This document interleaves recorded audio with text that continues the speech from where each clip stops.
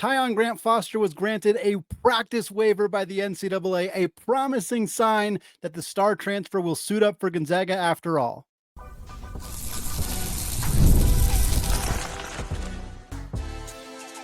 You are Locked On Zags, your daily podcast on the Gonzaga Bulldogs. Part of the Locked On Podcast Network, your team every day.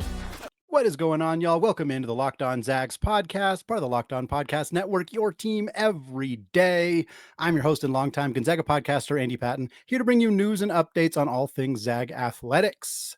Today's episode is brought to you by Mazda. Like our players, Mazda sweats every detail because when you make every move count, pulling off the unexpected is only the beginning. Stay tuned later in the show for highlights in this week's Moving the Game Forward segment. Mazda, move and be moved. Well, we got three big time storylines to discuss today on Locked On Zags. Gonzaga added a second exhibition game in mid-October. We'll talk about that to close out the show. They also added a 6'5" German guard in the 2026 recruiting class. Not a player we had on the radar, but a very promising first addition for Gonzaga's 2026 class. But of course, we are going to lead the show with the big news that is not quite the big news that we were hoping for, but is at least a promising sign in the direction of moving towards that big news, which is, of course, Tyon Grant-Foster's eligibility for Gonzaga this upcoming season on Wednesday afternoon.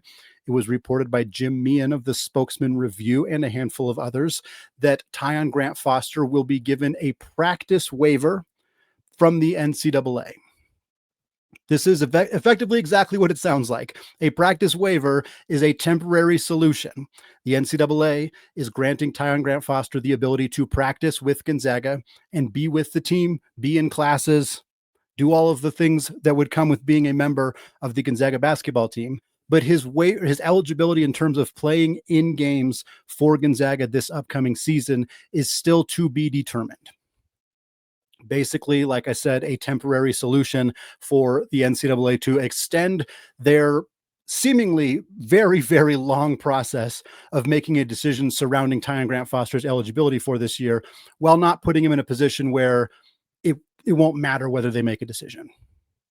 We were coming up on a point where for Gonzaga, they needed a decision to be made. They needed to know whether they were going to have Grant-Foster, whether they could get him in classes, get him enrolled and get him set up to go to school and do all that. And if they didn't get a decision very, very soon, it was kind of going to be too late, at least for him to participate in the fall semester. Perhaps a decision 3-4 weeks from now would have allowed him to play in January for the second half of the year, but that's not setting up the NCAA for success. If the NCAA waits until November and then makes a decision, but Grant-Foster can't enroll until February or until January, they're probably setting themselves up for at least a lawsuit or at least another waiver, all sorts of complications. In this situation, they are now granting Grant-Foster the ability to practice with the team, to familiarize himself with his teammates, to do all of the things that a student athlete would normally get to do. They just have not made a decision on whether he will actually get a chance to suit up for Gonzaga on November 3rd against Texas Southern when the season officially tips off. So the questions that come out of this. First, I think the obvious question, will we see Tyon Grant-Foster at Craziness in the Kennel? There were reports that Grant-Foster was already in Spokane, that he was getting to Spokane as pretty much as soon as this came out. I had heard rumblings. People said, hey, I saw Tyon Grant-Foster. He's in Spokane. He's at the airport. Some other folks have said that they think he's on campus or have confirmed that he's on campus to me, but I don't know if those are sources that are trustworthy. By the time you're listening to this, it's possible. It has been confirmed that Grant-Foster is on campus, but whether that means he'll be at Craziness is kind of a tricky question. To be honest, I'm not sure I would know what to do if I was Mark Few and Gonzaga. Because on one hand, not letting him participate, he has a very few practices between now and the start of the season. In theory, if you are expecting that you have to start operating under the assumption that now he is going to be a part of your team because he's there and he's practicing and he's with the squad, you want to maximize every single second that you can watch him play, that he can get familiar with Braden Smith and Adam Miller and Graham Ike and Braden Huff and Jalen Worley and so on and so forth. Every second counts. And not having him participate, even though Craziness is not your typical practice. It is not for the team, it is for the fans. Mark Few says that every single year, and he means it. He's not stopping the scrimmage to correct a behavior or chastise somebody or do anything that he would normally do at a practice, because it's just a scrimmage for the fans to cheer and be happy and enthusiastic and all of that. And I think he is smart to recognize that that's what it's for. But at the same time, every time you are on the floor with your teammates, you're getting better and you're getting more familiar. And Tyon Grant-Foster has not had any of those opportunities. So robbing him of that, taking that away from him, is just one less practice that he gets to be a part of when he's already missed months worth of practices, or what they call workouts, which are effectively practices that they're allowed to do by the NCAA rules. However, it's also pretty risky if you're Gonzaga to have Tyon Grant-Foster part of the player introductions, which are one of the most exciting parts of craziness for those who have been there or those who have watched it. They introduce all the new players. You see them in their jersey for the first time. Everybody's going nuts. They're dancing coming out of the tunnel. Like, if you let Tyon Grant-Foster do that, if you let him participate in the scrimmage, and then he is denied his eligibility, he is unable to play, that feels really crappy too. Now, Gonzaga does not have to hide Tyon Grant-Foster from the fans because the NCAA might not grant him eligibility. This is a practice. He is allowed to practice. He is allowed to be there. I would probably let him play because I think it's worth it to give him that extra experience, but it is a risk. Again, a risk not in the sense that there's punishment potentially coming, but a risk in the sense that you're going to showcase this player to the fans, and then he's not going to get to actually play for the team this year. That would just be a bummer, and it would make the situation feel even worse. But again, I don't think that that's Gonzaga's responsibility to shield that from anybody. Just an unfortunate situation that the team is now put in because of this entire situation. The second big question, probably the bigger question, maybe we did them out of order, whatever. Does this make it more likely that Grant-Foster will get his eligibility? I think the answer here is yes. Mainly because the optics, and the NCAA does not seem to give a flying crap about optics, so maybe that's just misreading the situation, but the optics of waiting 4 months, a little over 4 months, if we're being specific, and then granting him a temporary waiver, allowing him to fly to Spokane to enroll in classes, to begin practicing with the team, to then deny him, particularly if it happens in the next 3 weeks before the season begins, feels incredibly cruel and callous and unnecessary. Now, I don't know if the NCAA has just not even gotten around to opening Tyon Grant-Foster's file yet, if they are still just deliberating incredibly extensively. Is this like a 12 Angry Men situation where they can't leave the boardroom until somebody comes up with what they need to do here? I don't know which of those situations it is. If they are continuing to deliberate constantly and they've decided, well, we should just let him at least participate until then yeah, I think that probably is a good sign for Grant-Foster, but it still could go the other way. If it's they just haven't gotten to it yet, that seems completely insane to me and pretty unlikely, but it still feels like if you were going to deny him, if you felt like it was pretty likely that he was not going to get to play this year for Gonzaga, why would you grant him this? Why would you give him this? Like, why would you? Grant-Foster's not going to be a student at Gonzaga if he's not on the basketball team. So why would you put him in a position to fly to Spokane, to enroll in classes, to start participating with the team, to then pull the rug out from under him and deny him? Again, would this be the most callous and insensitive thing the NCAA has done? Not even close, unfortunately, but it doesn't feel necessary. It feels like if they were leaning towards no, or they thought, even if they were 50-50 on this situation, that they wouldn't grant Tyon Grant-Foster this specific practice waiver. It feels like this has to be them leaning in the direction of saying yes. Does not mean that they will. Until that waiver is officially approved, until there is confirmation that Tyon Grant-Foster is eligible right away for Gonzaga, we will not make the assumption that the NCAA is going to give him said eligibility. But this does feel like it is at least movement in the correct direction for Tyon Grant-Foster. And in a time where we've waited 4 months for any kind of news, any kind of update at all, where the great Theo Lawson of the Spokesman Review wrote an article in mid-July quoting both Mark Few and Tyon Grant-Foster saying, it's just a waiting game and we're just waiting and waiting. And that being the only story, the only update that anybody has had this entire summer is insane. And now it's October and we finally have a shred of news. We're going to hold on to the fact that it's probably positive news while still waiting for the NCAA to actually make a formal decision. Hopefully we'll hear soon about what Grant-Foster is going to do for craziness. I'm very curious about that, but at least he's going to be around the team. At least when the season, if they do grant him eligibility, he will have then gotten that experience. He'll be familiar with his teammates. He'll be familiar with Spokane, familiar with Mark Few in a way that he wasn't up until this point. So regardless, this is good news. We just hope that it becomes even better news, ideally a few weeks from now. Now, speaking of good news, Gonzaga finally landed a recruit in the 2026 class, although it's not one that anyone really had on the radar. More on Gonzaga's newest German guard coming up here in just a second. But first, folks, the NFL season is here, and FanDuel has an offer that you do not want to miss. Right now, new customers can bet just $5, and you'll get $300 in bonus bets if you win. That's right. Pick a bet, put down $5, and if it hits, you'll unlock $300 in bonus bets that you can use across the app. When you use FanDuel, whether it's parlays, player props, or even jumping in on the action live, it makes watching football even more exciting since you've got a little bit riding on that action. Whether you're a casual fan or love diving into the stats, FanDuel makes the game day experience so much better. And we're talking Gonzaga right now. Their odds did not change at FanDuel with this news, nor should they have. Gonzaga remains at plus 3,500 to win the upcoming national championship. If you feel like this is good news and you think those odds are in your favor, might be a good time to toss $5 down. So what are you waiting for, folks? Visit FanDuel.com now or download the FanDuel app today and get started.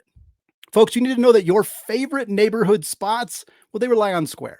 There are certain businesses that truly make the neighborhood feel like home, whether it's that local sports bar that's packed on game days, the coffee shop that knows your order by heart, or the corner deli that's been serving your community for decades. These are the places that bring people together. And when neighborhood businesses thrive, the whole neighborhood thrives. What does supporting a community look like? Well, spending money there doesn't just have to support the business. It also supports the people behind it and the community around it. Those local spots are what make the neighborhood feel like home, and so many of them run on Square. Square is a proud partner of more than 4 million neighborhood businesses around the world. You can go to square.com/go/lockedoncollege to learn more. But before you do, go support your favorite neighborhood spot. You'll be happy you did. Square. See you in the neighborhood. All right, folks, segment 2, still Andy Patton, still Locked On Zags, and we're still talking good news for Mark Few and the Gonzaga Bulldogs here on the show. We talked about Tyon Grant-Foster getting a practice waiver to join the team, potentially as soon as craziness in the kennel, at least for practices. Now we're going to talk about the news that came out earlier on Wednesday to kick off the month of October, which is that Gonzaga has landed their first recruit in the 2026 class. And no, it was not Sam Funches. He'll be on campus in a couple of days. No, it was not any of the other many 2026 recruits domestically that Gonzaga has been pursuing. Instead, it was 6'5" guard Jack Kayil from Germany.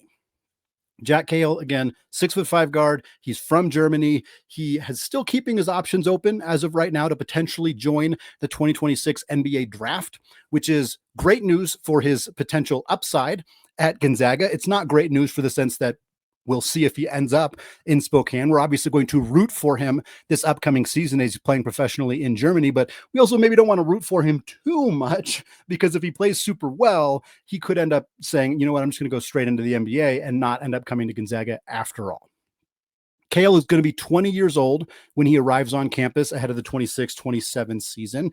It is unclear as of right now if the NCAA is going to count him as a true freshman, in which case he would have 4 years of eligibility, or if he will come in with only 2 years of eligibility or 3 years. This is something that's been kind of a talking point throughout the offseason in college basketball, as we're having 22-year-old players who've played 3-4 years professionally overseas coming over to college. And it's like, okay, like, first of all, there's debate about whether those players should be able to play college basketball, but there's certainly a debate about how many years of eligibility those players should get.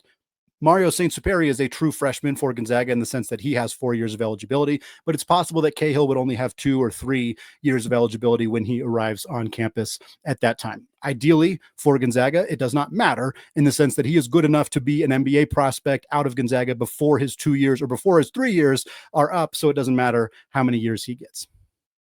Kayil participated with Germany in the FIBA U19 World Cup this past summer. This was a really fun event to watch. Lots of great prospects on a handful of different teams, including the United States team, including the German team, including a few others as well. And Kayil was excellent for this German team. By the way, Germany was 6-0 until they made the championship game against this Team USA team, which was coached by Arizona coach and former Gonzaga coach Tommy Lloyd. They lost that game, so Germany ended up finishing 6-1. And in those 7 games, Kayil averaged about 11 points, 6.6 assists, 4 rebounds, and 1 steal. In that championship game against Team USA, Kayil had 13 points and 5 assists. That team for Team USA featured a lot of really high-profile recruits. AJ Dibansa was on that team. JJ Mandikit, who is a point guard entering his freshman year at Washington, who was also teammates in high school with Dibansa, was on that team. The top recruit in the 2026 class, Tyron Stokes, was on that team as well. Very, very good players. And against a and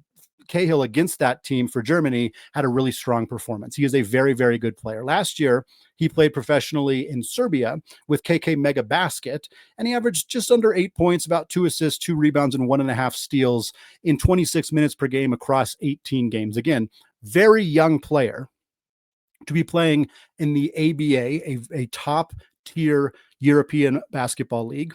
He was 18, 19 years old last season, playing 26 minutes per game and averaging 8 points is phenomenal. He also shot 35% from 3, 88% from the free throw line. He is a strong outside shooter. He's got really good touch, very, very developed, talented player. Now, this upcoming season, he's going to play for a different club, Alba Germany, in the Bundesliga league, which is one of the top leagues, top non-NBA professional leagues in the entire world for basketball. And to put into perspective, as a 19-year-old this year, he is going to be playing on a team that has 2 American players on it. And those 2 American players are familiar to Gonzaga fans. One of them is Juwan Roberts. Juwan Roberts played last year at Houston. In fact, he spent 4 years at Houston, was a tremendous player for the Cougs, was a huge part of Houston's win over Gonzaga in the second round of the NCAA tournament this past year, and was one of the best players in the Big 12. He just got out of college, but he's still 22, maybe 23 years old. And then the other player is Moses Wood.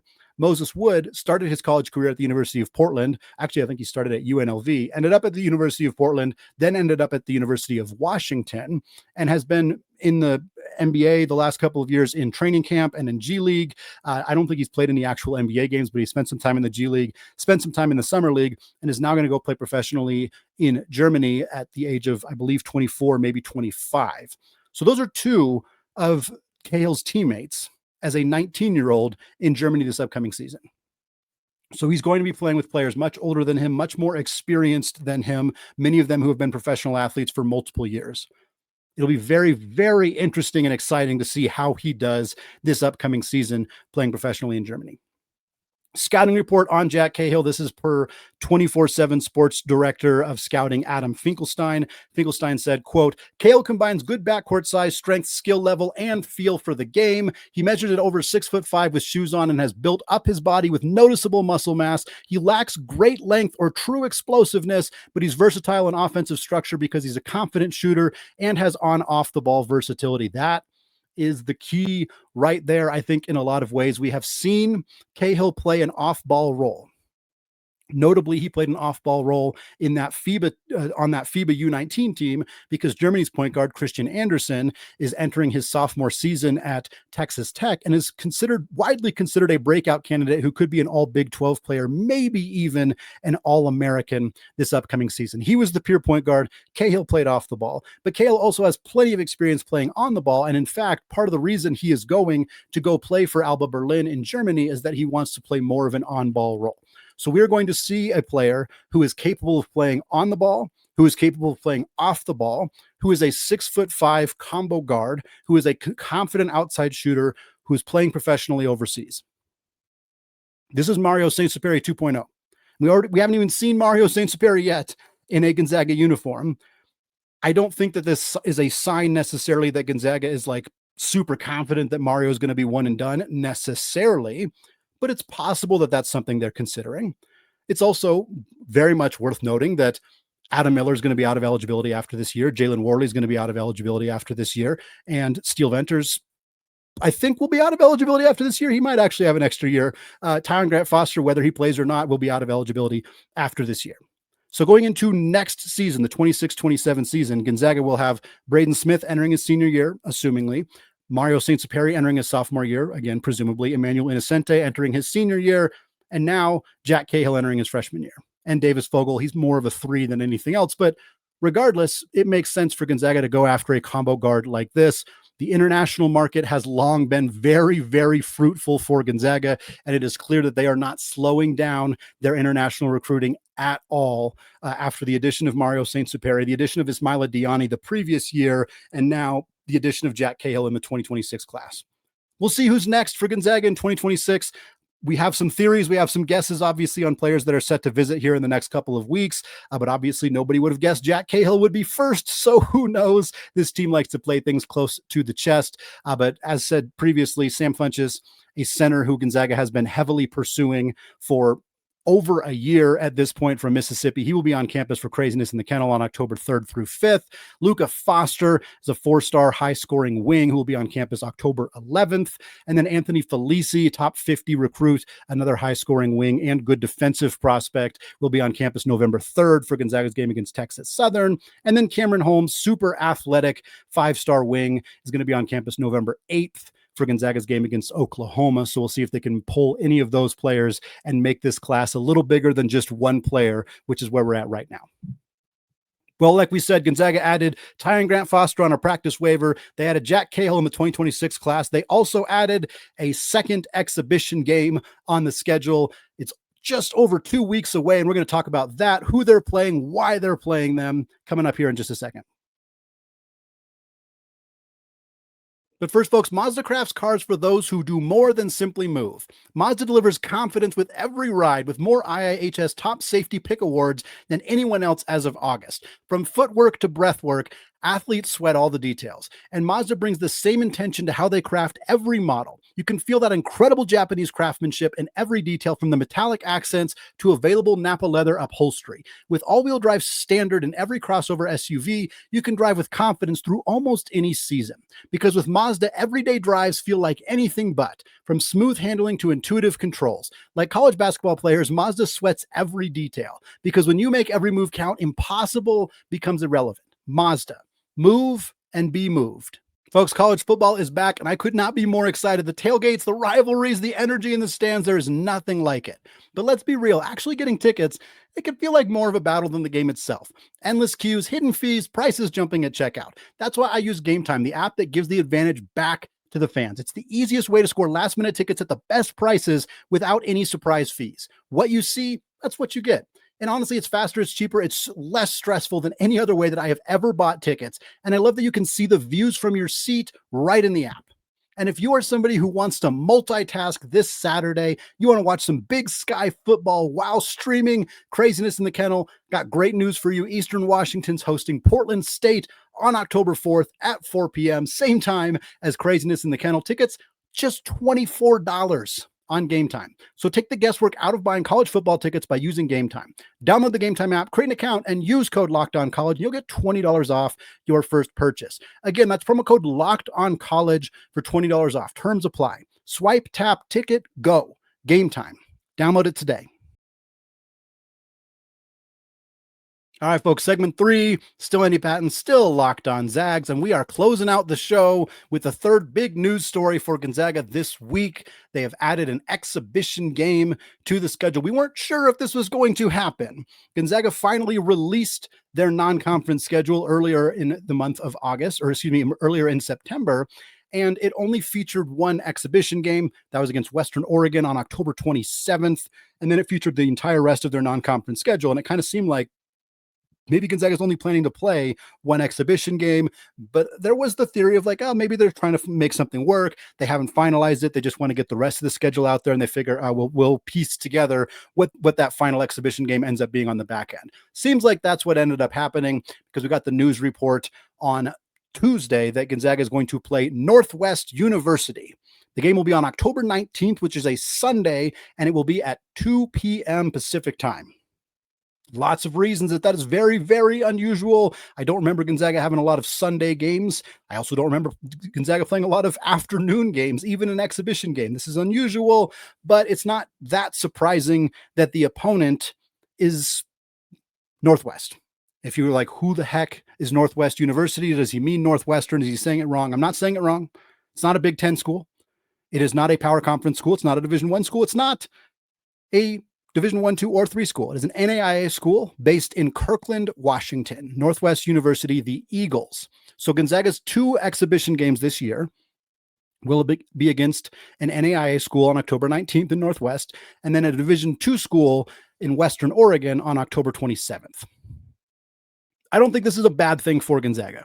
I know it's fun when Gonzaga plays better teams in exhibition games.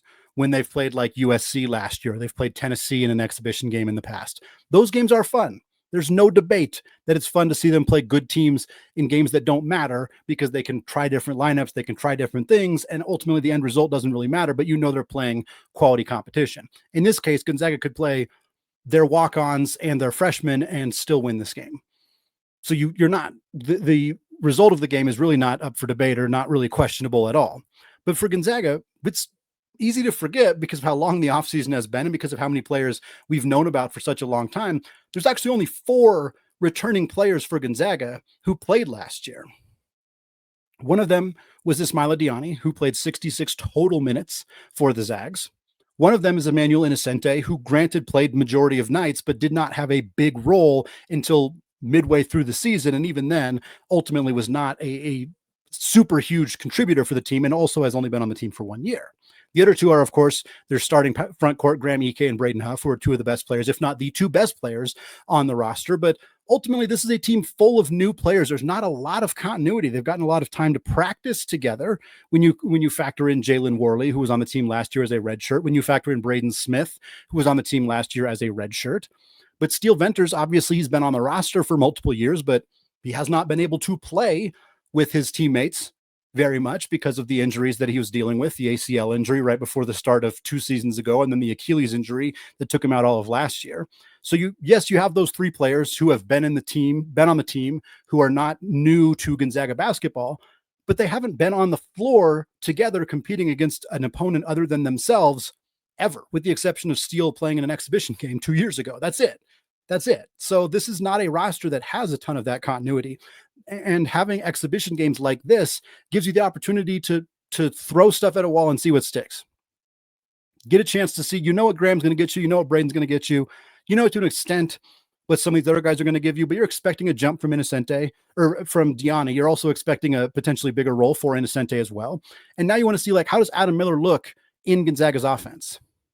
How do the freshmen, Mario St-Superi, Parker Jefferson, Davis Fogel, how do those guys look in Gonzaga's offense? Again, my understanding is that Tyon Grant-Foster will not be able to participate for Gonzaga in these exhibition games unless this practice waiver turns into an actual waiver by October 19th, which is about 3 weeks from now as we're recording this. So if you're not going to have Tyon Grant-Foster, part of it is also, who fills that role? Is it Jalen Worley? Is he starting at the 3? Is it Steele Venters starting at the 3? What do we do in a situation where maybe we don't end up having Tyon Grant-Foster? And then if you get him, great. You have who's going to kind of fill that role if he deals with injuries or if he's struggling or whatever, if he needs more time to kind of acclimate to the system, you kind of have that in place. Also an opportunity for Gonzaga to get playing time for their, for lack of a better word, walk-ons, since they're not technically walk-ons anymore. That includes a new player, Alonzo Metz, who is joining the team this year. That also includes, Joaquin Reyes-Moore, who was on the team the last couple of years, Noah Holland, who was on the team last year as well. So this is a good opportunity for Gonzaga. And again, I think another big part of this for why this makes sense for Gonzaga is they don't start the season with 3 to 4 cupcake games before they get into the meat of their schedule. Most teams start that way. They'll play 2 or 3 bye games at home against inferior opponents. And then in mid to late November is when they start their season, really, when they start playing the other power conference teams, when they start getting into the MTEs. Gonzaga's getting right out of the chutes. They're playing Texas Southern on November 3rd, their first game of the season. That is a bye game, a very traditional bye game in every sense of the word. But then their next game is against an SEC team in Oklahoma that made the NCAA tournament last year as a 9 seed, and that game will be at the Spokane Arena. Their next game On November 11th will be a home game against Creighton, who's probably going to be a preseason top 25 team. So you're looking at the second and third games of the season being against really, really good teams that were basically seated exactly where Gonzaga was seated last year. In fact, I think Creighton was either an 8 or a 9. Oklahoma, I know, is a 9. Gonzaga was, of course, an 8. So you're talking about a situation where all of those teams are very, very similar to Gonzaga. So you want to have kind of eased into the schedule, eased into the season a little bit, and having 2 exhibition games against teams that you could wipe the floor with very easily allows you to do that without it counting on the schedule, without it kind of counting negatively against you in the net rankings. I like this. I think this is a strong idea. It's not as fun. We can admit that it's not as fun, but I think it is a good situation for Gonzaga to find themselves in. All right, folks, that's going to wrap it up for me today here on the Locked On Zags podcast. Thank you so much to those of you who have made this show your first listen or your first watch of the day. Of course, a special shout out to those everyday listeners as well. We'll be back with one more show at the end of this week. We're getting you ready for craziness in the kennel. It's going to be a really fun one to get us into it. Next week, we'll get more into these player previews and get you ready for the exhibition games that are coming up now very, very soon. Thanks again, folks. Have a fantastic rest of your day. And of course, as always, go Zags.